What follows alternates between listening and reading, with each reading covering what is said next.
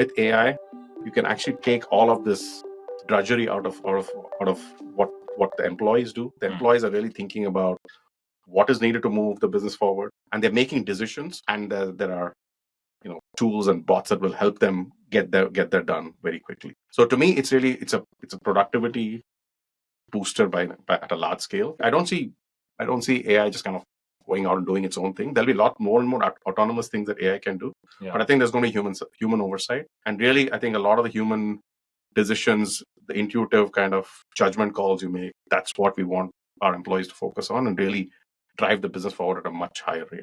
Hi, everyone, and welcome back to another episode of Dev in the Details. Today, I wanted to get into the conversation of how we're starting the era of AI agents. A lot of organizations are focused on the application layer, the various agent building frameworks, and even the latest co-pilots. But I think a lot of the high-stakes work is happening on the architecture layer, especially as these agents are getting deployed to production. Now, at Predibase, we worked with a lot of the leading digital native and AI native companies on high-volume generative AI applications. But over the past few months in Rubrik, and really spending a lot of time with a leading global 2K enterprise, it's clear that the difficulty of building agents is no longer the long pole at adoption. Most often, I've found it's really about managing AI risk that becomes the biggest hurdle to production rollout. To get into the details on this, I think we have the perfect guest, Arvind, Rubrik's co-founder and CTO. As CTO, Arvind is in a unique seat. He's not just overseeing the build-out of AI agents for his own teams and for all of Rubrik. He's architecting the fundamental control plane that every enterprise is going to need to manage this new agentic world. I think this problem sits at the intersection of a lot of things that Rubrik has built over the last decade. Cyber resilience, data security, and identity. I really think it's the new frontier for AI operations. So I'm very happy to have Arvind here join us. Arvind, welcome to the show. Hey, thanks for having me. Of course. Arvind, I'd love to start a little bit with the origin story for Rubrik. So Rubrik obviously started before the AI wave. You were in the midst of a different tech transformation at the time, the rise of cloud. What's the key insight you had when you started the company in 2014 that compelled you to begin this? Yeah, when we first started looking at this problem, what we saw was that there had not been much innovation in the space for really long. Maybe the last big innovation was data domain, which said, oh, you don't need tape, you could actually do it on disk. But when we talk to customers or people who are practitioners in the space, what we saw was that there was a lot of complexity that people were dealing with. So they would, for example, buy backup software from one vendor, backup storage from another vendor, media service from a third vendor, put it all together, database for the catalog, and all of that. Doing all of this, so kind of at that time, most workloads were in the data center, maybe virtualized, and when they were building this mini data center to back up the data center, and then we'd ask them, how confident are you that you could actually recover if something bad happened? And at that time, you would say the biggest threat was human error, hardware failures, natural disasters. Right. And they would say, you know what? I hope it works. Right. So it was kind of like, wow, this is crazy. And then we actually talked to one of the leading Gartner analysts in the space, and in fact later she joined us and worked for us for a little while. And she was saying she felt that in the next 5 years, 2 out of 3 customers will actually change their technology, which made us think that there's some real pain out here. Right? And this is not like something that it's not an easy thing to replace. So if somebody was thinking of changing it, there's pain there. On the other hand, we all live and die by our phones. I have sent my phone through a wash cycle. Clearly didn't make it, but all I did was buy a new phone, connect it back, and I think all the data came back. I think maybe I lost like maybe 1 to 2 hours worth of data. Yeah. And all I did was I didn't do anything. All I did was at some point I went to settings, pressed a button saying back up to cloud, and think about it after that. Right. So the question was, if this is what we see in the consumer world, why is enterprise so far behind? So we said, okay, if you had a clean sheet of paper, how would we think about it? But as we got started, Rubrik, I think there were also few trends that we're beginning to see, but clearly had not yet taken off completely. Was that one is there was definitely people looking at the cloud. So the world as it stood was changing from an infrastructure perspective, but also people are beginning to talk about cyber attacks and things like that. We felt, okay, if we had a clean sheet of paper, how would we reimagine this architecture for today's world? And we felt that the thing we had to do was really not look at it as bits and bytes coming in, bits and bytes going out. We should actually truly integrate with applications. Doesn't matter whether it's running in the data center or database in the data center, cloud VM or SaaS application. We should be able to integrate deeply with the application, understand the metadata along with the data, which means if it's a VM, I know it's a VM running Linux. I know the users on the OS. I know it's running MySQL. I know the users in MySQL. And we felt that if we build this kind of a platform, obviously we could give a better user experience across all these different kinds of applications, but also maybe provide value beyond just core backup and recovery. It's not something that's just an insurance policy. As we went through this journey, cyber attacks started really ramping up. And what we realized, the killer application we could build is really cyber resilience and protection from ransomware and true resilience from cyber attacks. And that's kind of how we got started on this journey. Obviously, we started with data center applications, then moved to the cloud as customers moved to cloud and SaaS. And then we took our core platform and then built this whole data threat engine on top, because again, we had the data and metadata. And that's what led to the whole cyber resilience platform. Yeah, I like that origin story quite a bit because I think it starts with like an observation that the industry hadn't innovated for some time. I remember reading Tape Sucks like a few years ago, which is the original data domain origin story. Yeah. It's, for now our digital world, almost insane to think that it was actually physical tape that the first kind of a transformation was replacing. You won't believe how many people still use tape. So.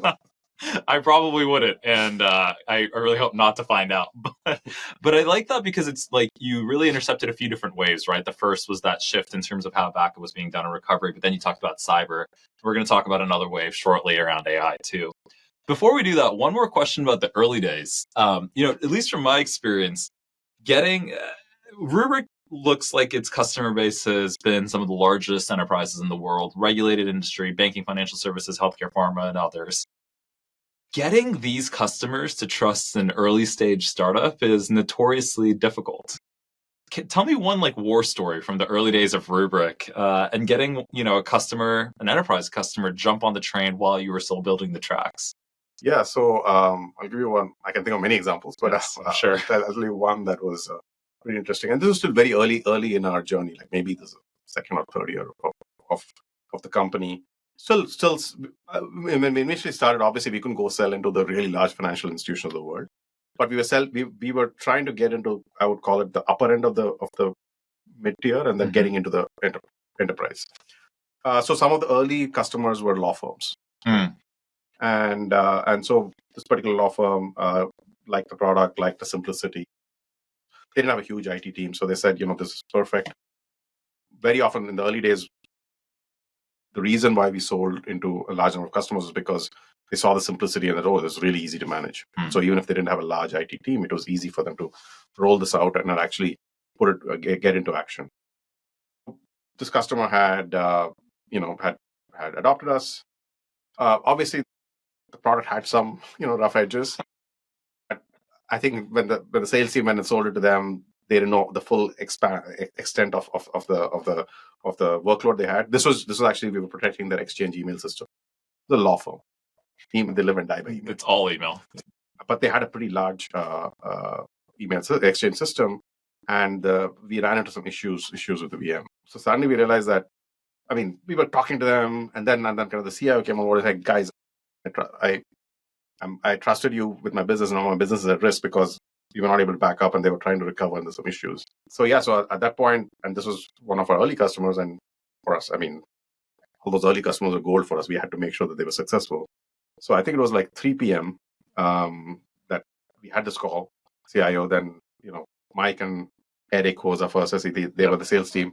They came and said, guys, this is things are really bad here. We might lose this customer. So I think at that point, I decided that I'm taking the red eye. So I literally called my wife and said, okay, I'm flying to New York tonight. I took the 9 p.m. I think I got a middle seat. I love that you remember it. And then I landed in New York, headed just a quick shower and headed into the office. And I spent the next 2 days sitting in that office, working through the issues.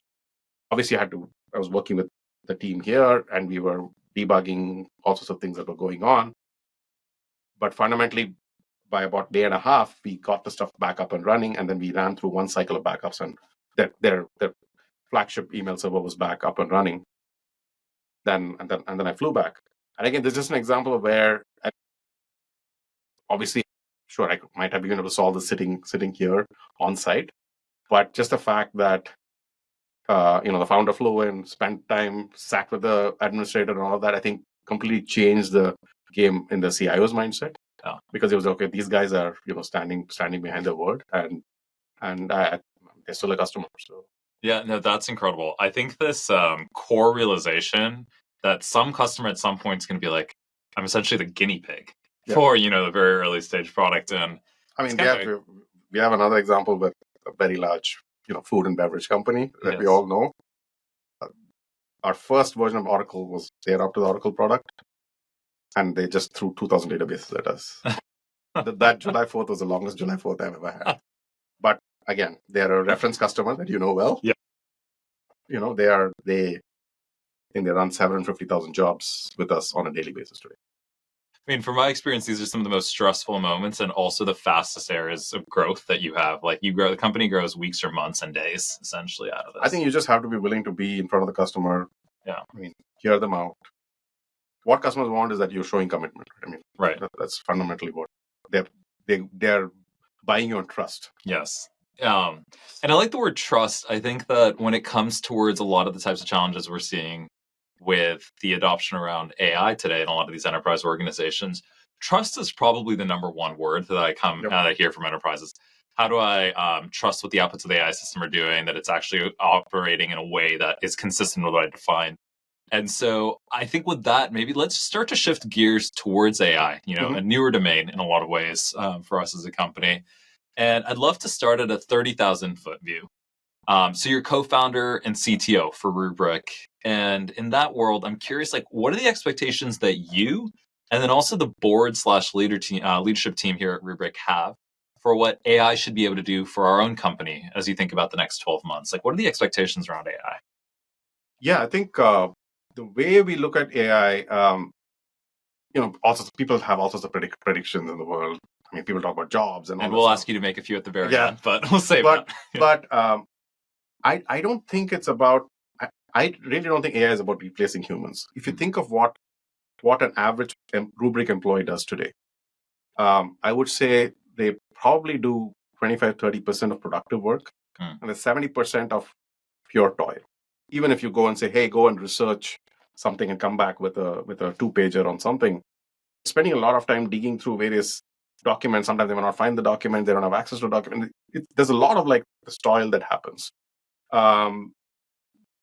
Whether it's like a business process or whether it's an engineering team sitting and trying to debug a problem, there's a lot of toil that happens. And my hope is that with AI, you can actually take all of this drudgery out of what the employees do. The employees are really thinking about what is needed to move the business forward, their own function forward, and they're making decisions.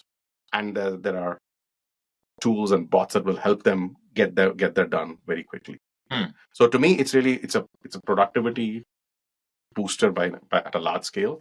Yeah. And if you think about it, you can go talk to anybody and ask them about the backlog. At current rates, their backlog will take 10 years to do. Can we actually really get that backlog done in the next year or two? Right? I mean, that would be something that's game changing. And that's how I see. I don't see AI just kind of going out and doing its own thing. There'll be a lot more and more autonomous things that AI can do. Yeah. But I think there's going to be human oversight. And really, I think a lot of the human decisions, the intuitive kind of judgment calls you make, that's what we want our employees to focus on and really drive the business forward at a much higher rate. Right? And that's a true promise of it from my perspective. Yeah.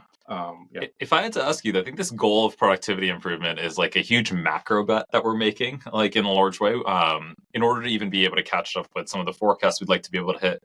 Do you think, if you think about a 12 to 24 month time period for Rubrik, is AI going to be something on the order of magnitude of a 10% productivity improvement or a 2x? How do you think about where AI's impact is going to be, let's say, end of 2026 or 2027? Well, the hope is that, if it's 10%, then I think, this truly is a bubble, right? Yes. 10% is not where we're spending, I don't know what, hundreds of billions or maybe even trillions of dollars on this. The promise is that it'll be 2, 3, 5x improvement, right? Just take the case of somebody reviewing a legal contract just as part of a deal that we're doing. There's probably some human somewhere sitting there spending maybe 4 hours going through this, line by line. What if you could cut that to 30 minutes, because all the key elements that are maybe misaligned with our policy is highlighted, and then they're going and just looking at making the decisions that matter there. How much faster could we go? So to me, this, I feel like there's a lot of promise. I also feel like that we're at the brink of making the promise a reality, but that continue to remain at the brink, and even within Rubrik, as well as what I hear from other external folks. So I think but once we make the leap and actually get that productivity, I think it should be 2, 3, 5x. Yeah, we're in that moment where the large food and bev company has now decided to put 7,500 databases on our system, and it's like now the role of AI to see, is this actually going to go ahead and pan out? So AI itself has evolved over time. It used to be kind of supervised predictive systems, and then ChatGPT came out and became a lot around, I think, better information retrieval and search. And I think this year, the most common phrase associated with AI has been the rise of agentic AI. Yeah. How would you, and Rubrik itself has an agent platform internally. I think, you've been leading some of the development of Rubrik's first-party agents as well, too. How do you define agents, and why do you think it's a pivotal opportunity for enterprise leaders? I think for the longest time, I really didn't understand what an agent was. I would talk to somebody, and if I talked to 5 people, I would get 6 opinions about it. There's a lot of fuzzy hand waving that was going on. I think finally the abstraction that I have come to the realization, and actually I think I would credit Adam G, who's one of our founding engineers, who came back and said, I think the agents are real, and this is the way I look at it. And I think that crystallized some of our thinking. But the way I think about agents today is that it is process or workflow, whatever you want to call it. It is interacting with a model where it's given a task, and it uses that model to plan out the task. And that task may involve interacting with various tools that you already have, which might be SaaS applications, homegrown applications, whatever. And the agent now has to go and execute those actions. And then at each step, it then sees the results of the step and refines it. And it's a workflow of steps that it does, right? So if you think about this, what a human does. If you say, go and figure out whether this person is reported their vacation, what would you do? You would go and say, let me go look at the calendar. Let me look at what they've done over the last month. Let me go look at their workday. Did they actually go and file all those PTO requests? So this is what a human would do. So this is what we expect an agent to do.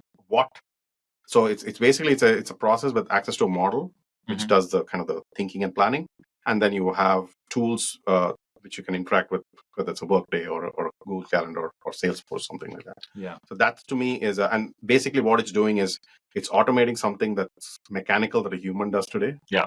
And does it in a much shorter period of time, hopefully. Yeah, and that's kind of the metaphor, and then the literal, it sounds like you're saying, is like there's a planner route, there's a series of steps that get executed, and it's a model with access to tools that really happen underneath. And I think the one other thing I would say is maybe the one other piece is that there are these coding agents, which in some ways somebody said, LLMs are like compilers. Basically, what they've done is they've raised just as we went from assembly code to high-level languages. Now we've gone from high-level languages to actual natural language, where you can actually express what you want. And there are these coding agents are able to go and generate the code based on the knowledge they've accumulated. So there is that. I think one of the things that current day AI has done is lowered the bar to automate. Massively. So it's also making it easier for people to go and deliver automation at much faster rate than they ever could. And I like this lower the bar, because I think even the bar to build with AI or build agents themselves has been lowered massively as well. I'm curious, your organization has now built a number of agentic applications. From this learned experience, what do you think are misconceptions that you hear from other leaders about what it takes to either build or deploy agents? What do what do they assume that is actually hard, or even vice versa? Like, what are the misconceptions people have before? Well, if your world was LinkedIn, you would think that agents are already here and doing everything in an autonomous fashion. But I think that the reality is a little far away from that. I think it's very easy to build a prototype. I think that has become literally hours, not even days, like literally 1 hour, 2 hours. You can actually build your first level prototype. I personally experienced that I just needed to write some script on top of Salesforce. I've never written anything on top of Salesforce before. 2 hours I had something that was working, right? Yeah. So that stuff is become very easy. The challenge is now, how do you roll that out into production? The number one thing is quality. And I think you know that very well from your previous experience, that getting it from that 70-75% quality that you can get to 90-95%, which is what you would expect a human to have, I think is where the challenge lies. Even, for example, we are trying to roll out some automatic triaging agents. Whenever we get a customer defect or a pipeline test failure, we want to be able to automatically triage that and give guidance to the developers what needs to be done, or even better, write the fix for it.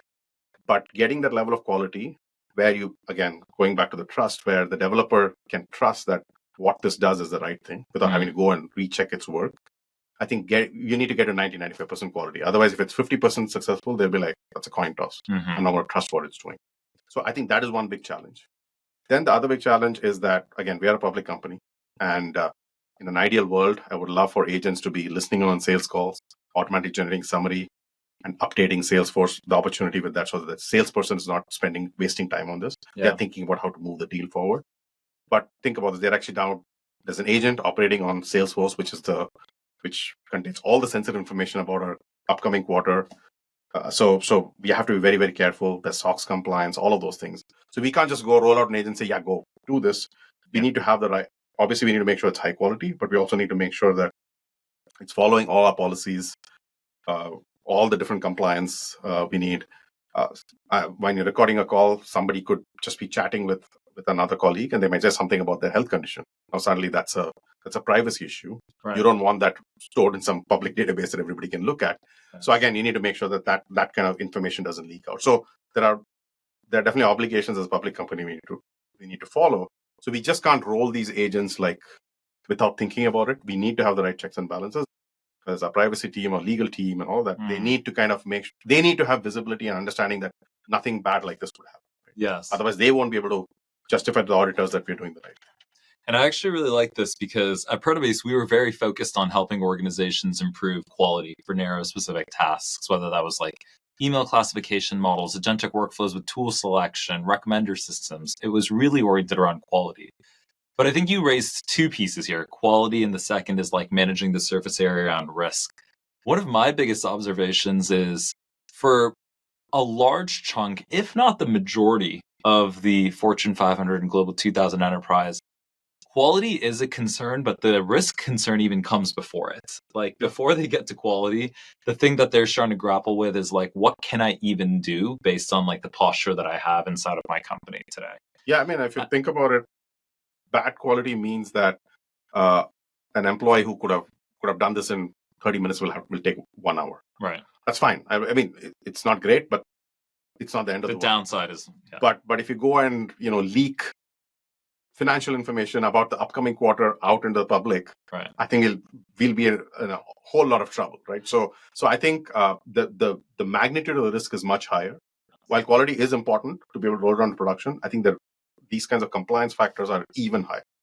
And I think that what's really interesting from that standpoint is it introduces this like rock and hard place situation for enterprise leaders. Because on one hand, you hear kind of the top-down mandate, adopt faster. And on the other hand, your downside risk is massive. And It's really hard to be able to go ahead and corral. Tell me about how, when Rubrik was first thinking about its, either their first or maybe their first handful of agentic AI applications and the development on that. How did you think about, what were the processes and policies you needed in place from a risk standpoint? And who's involved in that decision? Because it's not just the developer who's building the agent. There's oftentimes multiple stakeholders. Yeah, when we started looking at this first, right? I mean, obviously you can talk about board mandate and all that stuff. But as a co-founder, I think one of my big concerns was that I think there's an opportunity and a risk. It's an opportunity because if I do this right, if we all do this right, we can actually, accelerate this company much faster than we could imagine a couple of years ago. But at the same time, if we don't do this and our competition does this, they will leave us behind. So there's no option. You have to go do this. Right. But we talked about all the risks that are out there. And so what we did was, one of the things we did was we created this AI governance committee. And I think later we figured that many companies are doing the same.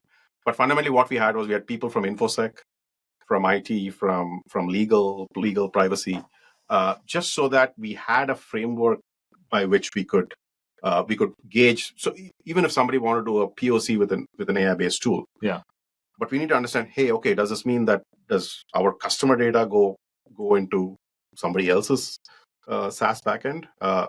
That would not be okay for our customers, right? And that would not be okay by even the compliance standards we have. So we had to evaluate every tool we brought in, and usually these were small startups that said, okay, yeah, we'll pull in all the data into our SaaS backend and then we'll process it. But that was not okay by us, right? So we had to kind of have this folks from different functional organizations kind of doing this and evaluating whether a tool was following what we consider best practices. And even when we chose a coding agent tool, we chose one because that is more enterprise friendly from this perspective. They weren't just sucking everything into some other third party cloud account and then doing stuff. That they still did it within our tenant and things like that. So that was that was kind of the first step. But then it's a balance, right? You can't go too conservative, which means that you'll be able to do nothing. So it's kind of this constant juggling we do where we say, how can we keep moving fast? How can we think of how can we categorize what we do into maybe something that's simple and should be fast tracked, while something that's maybe more risky and we should evaluate deeper. How do we kind of handle legal contracts with third parties? So we have over time, we have learned how to kind of make this faster and faster. If you ask my engineers, they'd say, no, we're not going fast enough. But at the same time, in fact, the company-wide AI initiative is being led by one of our VPs from our legal team. And she's like, we got to go make this happen. So it's a joint effort, and you have to take a middle ground here, right? Yeah. You can't go too slow, but you can't go crazy fast that you're throwing caution to the wind. So you have to strike the right balance. I think that the AI governance committee is a consistent body I've seen across a number of different organizations. I think that they have one of the hardest jobs in the modern enterprise. Yeah. Put another way, I think that they're one of the really nice things that almost universally, they're very well-intentioned people that care about the problem. And they have this impossible challenge in my mind. At least when I talk to a number of companies, here's a few different reactions I've heard from different, not ours, but other AI governance committees. Heard one customer tell us that they're currently on their 4th instantiation of a governance committee and framework. The first one is, I had another one tell me that they're not so worried about AI risk right now because that they know getting an AI agent approved takes 9 months to get through the agent government. So it's I'm not worried about risk because I can't actually make progress there. And that was a large company in financial services as an example. And just sitting even on our own, I understand kind of the magnitude of the challenge that these organizations face, because you have to A, keep up with a fast moving domain, and then B, I don't know if the controls really are in place to be able to really effectuate what they want. Help me understand, because you sat in with the AI governance committee, were there capabilities or tooling that you think would have made that process and life easier in hindsight? What would have been some of the platform capabilities you would have looked for? Yeah, so I think the biggest question that anybody has is, the stuff that we already talked about, right? Okay, you're rolling out an agent. Okay, what is that agent going to do? It's sitting there going into a set of backend logs and doing some analysis. It's not a high risk thing. It's fine. You go ahead and deploy it. If it's messing with Salesforce or Workday, now that's something that's a different magnitude of risk. Right? So what people want to understand is when you roll out an agent, based on what kind of data it deals with and what kind of actions it's going to take, completely changes the risk profile of that agent. Right? So for example, if you have somebody who's when you're hiring somebody who's going to be dealing with sensitive information, you probably do extra background checks on that person than somebody who's working on something that's much less important. Because that's what we would do with humans. And so you want a similar kind of oversight to agents, because we all know that models hallucinate, agents make mistakes. We have enough examples out there in the wild about agents making mistakes. So we have to do so we need visibility into what these agents are doing, and then being able to categorize them as high risk, medium risk, or low risk agents, and then being able to kind of monitor these high risk agents more carefully. Over time, it's I was very careful when I first turned on self-driving in Tesla. I was really careful. I would never take my hands off the wheel. Yeah. Over time, I built trust, and so now I actually trust it to do a good job. Yeah. But I still want the control where I can press the brake when I think something's off. Right. So you want the trust but verify model. But let me ask you actually. So I like the example you gave around if you had an employee accessing sensitive data, you'd maybe do more enhanced background checks. In the background check space, though, there are either people whose kind of responsibility for is, or there's software platforms like Checker, like a former Predabase or a current Predabase customer that essentially allows you to be able to do some of this in kind of an automated fashion or others. A lot of times when I see what the organizations, from my experience, I'm not sure if this tooling actually has existed for managing AI. So the background check example is a great one for, the human and employee parallel. What would be the types of things that you would need a product or system to do so you could get out of, let's say, spreadsheets or documents as a way to be able to track this? So in an ideal way, as soon as I roll out an agent, it should show up in some tool, right? So for example, if I roll out a new SaaS application today, all its logs start flowing into the SOC. Mm-hmm. Then the infosec team has access to, they're seeing all the audit trail and all of that. So similarly, when an agent rolls out into production, there should be some dashboard through which you can actually look at what is the agent accessing, what is it doing, have a view on that.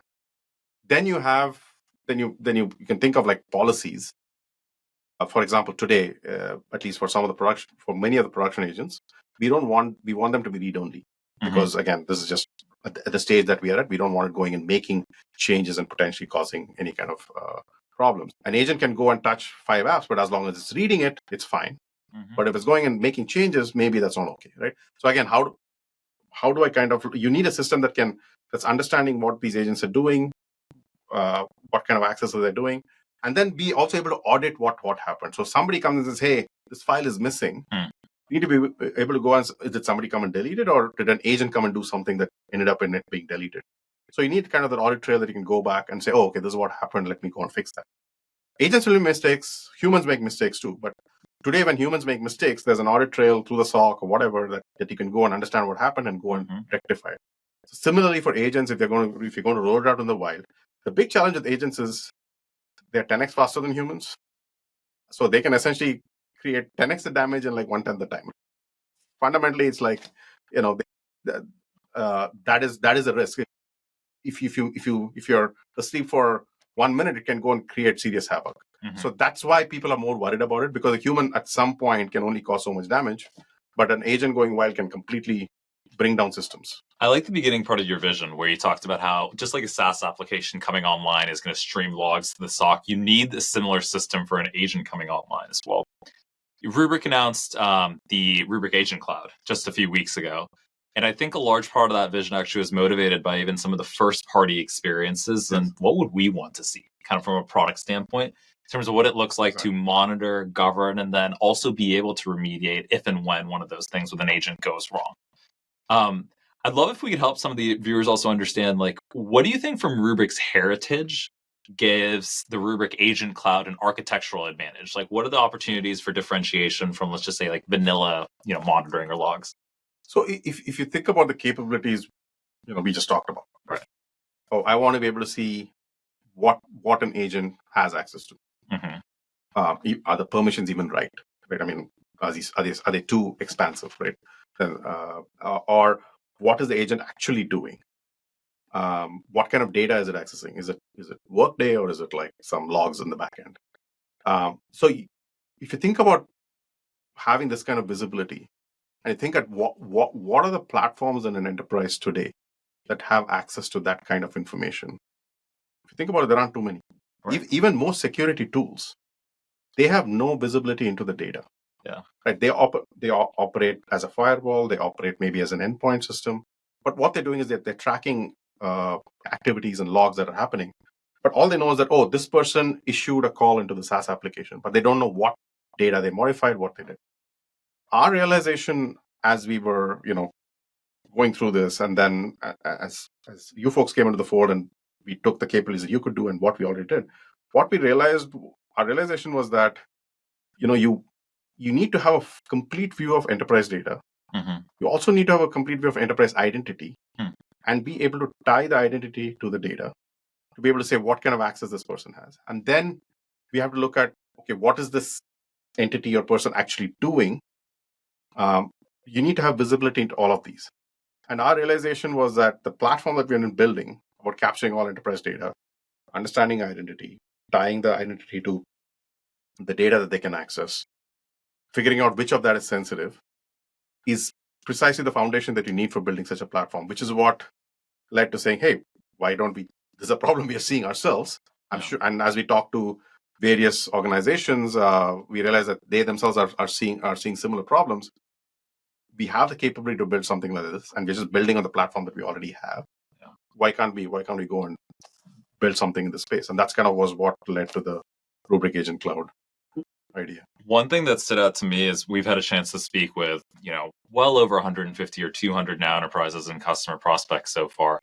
Is when we were selling the original version of Predabase, there was a pretty narrowly tailored, fit. So if you're doing high volume generative AI applications, it's like, yes, you proceed. A lot of folks are curious and interested. One thing that stands out with me here is the ubiquity of like the demand for something like this. I feel like the vast majority of conversations I go into, they're like, yes, this is a problem. This is a problem now or in the next 6 months, not 3 years from now. And, how do we learn more? How do we participate in the beta? How do we really the pace there has accelerated faster than even I kind of initially anticipated. I'm curious if a fellow CTO or say CIO from a Fortune 500 asked you, hey, I'm dealing with these same types of risk challenges around AI agents, and therefore I'm rolling out much more slowly than I would like. What would be the advice you would give to them? What do you think are some of the architecture decisions that they should make? And let's imagine they're not a Rubrik Agent Cloud data customer today. What do you think they need to figure out themselves? Yeah, I think first of all, obviously there's a question of, I think when you're rolling out something for your enterprise, I think you're going to have some third-party tools that you use, and then you're going to probably build some agents of your own. And as we discussed earlier, I think one of the great things about what AI has done is actually it's lowered the bar. So things that you said, oh, there's no way I could build an application like this, maybe you can actually build it yourself, right? So that whole landscape is changing. Mm-hmm. But assuming that you will buy some agentic solutions and you build your own agents, because a lot of it is very specific business processes that only you and your employees understand. So you need a few canonical ways in which you can, I would say, build or buy these agents, right? So you need to define okay, here's a framework that I've used to build any agents that I need to for business processes, and then here are some canonical tools that make sense. Mm-hmm. Like a example canonical tool is maybe like a note taker or something like that. So you need to decide on that. Now, once you've decided on that, you still are responsible to make sure that all other stakeholders, whether infosec, IT themselves, or legal or privacy or whoever, they have when you roll something out, they have the visibility they do to they have to do their jobs. Like the biggest challenge with any AI, because earlier when we wrote code, deterministic code, I would do my best to test it, and once enough tests pass, I feel confident that I could predict exactly how it would operate based on various input scenarios. Right. Challenge the AI is you don't know how it's going to be. Non-deterministic. It's non-deterministic, right? So then at that point, so you need to have visibility that things may go wrong, or it may do something that is off script, and you need to be able to detect that, and you need to be able to figure out, maybe remediate that, or at least set policies which prevent that. So I think that you need to have some kind of framework or control plane, a platform that can help you get that level of visibility. And without that, I think you'll get stuck. Yes. And I think it's completely fair for infosec to say, hey, in fact, that's what our CISO says. Once I have visibility, you guys can go do what you want. Because all I want is the visibility and auditability so that I can monitor and take corrective actions. But if I'm completely flying blind, sorry, I can't just let you do whatever you want, because then what am I? I'm not doing my job. Here's what pretty consistently I've heard. I've heard the agent builders, whether it's engineering or IT, basically say to legal and infosec, give us a framework we can follow, so we don't have to go ahead and reinvent the wheel or go through the approval cycle every single time. As long as we're operating within rules, let us go ahead and build against that. And then infosec and IT, infosec and legal, and sometimes IT are sort of give us observability to make sure that those things are following the frameworks that we observability and auditability. Right. Exactly. And I feel like that's actually, more than the next model release, I actually feel like that's the accelerant needed for greater scale enterprise adoption. Because as you said, if you think about it, I think models now, there are tons of models out there. And they're great. I think I'll quote your thing, which is I don't need my model to write French poetry. I just needed to go and handle procurement, right? Yeah. So I think the models are in a position where they can they can solve these problems. Yeah. It's really all the other pieces that you need in an enterprise context to be able to do this effectively, where you allow every function to do their job, right? I mean, you can't do something putting the infosec team at risk. Right, exactly. And ultimately, all these folks actually want to help accelerate AI responsibly as well. Yes. So they're all kind of running in the same direction. I want to just ask the last couple questions. One of them is, I want to zoom out. So this AI shift that we've been talking about with the launch of the Rubrik Agent Cloud, it's a newer offering from Rubrik. And if we think back to Rubrik even just a few years ago, I think about Rubrik being credited with creating this paradigm around cyber resilience, right? You talked about the shift from backup to cybersecurity as the new type of threat vector that necessitated easy recovery. Rubrik could have just operated with cybersecurity attacks, resilience kind of in that lens.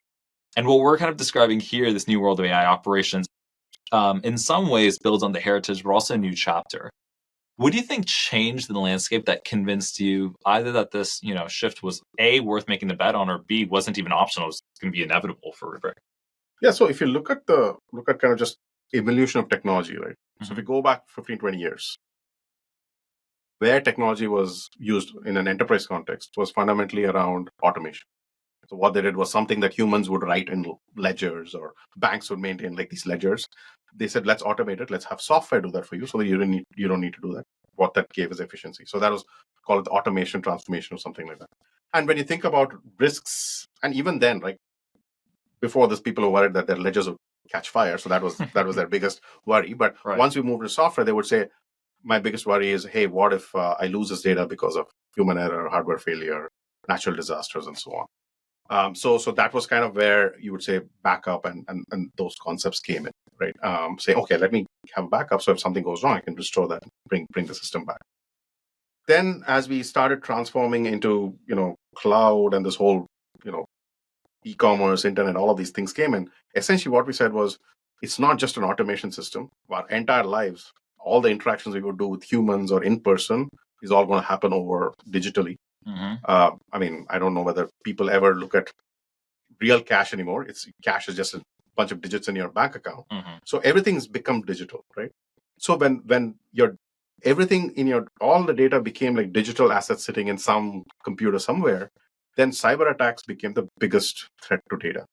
I mean, natural disasters, all of that can happen, but I think we have systems that now know how to solve that. But when cyber attacks came in, then literally by bringing down a particular database system, they can bring an entire business down, which would not have happened 20 years ago, right? So suddenly, as with this whole cloud and digital transformation, cyber attacks became the biggest threat to data. And so we were kind of right in that cusp of where we moved from, say, the automation world to the digital transformation world. And that's why we said, hey, what we're building around backup can actually solve for cyber resilience. And today, I feel like we're again in a cusp of another big inflection point, which is the AI transformation, where anything that is known knowledge, you could argue, that could be automated through a bot. I don't think you solve for human intuition. You still need humans doing the intuitive work or subjective decisions.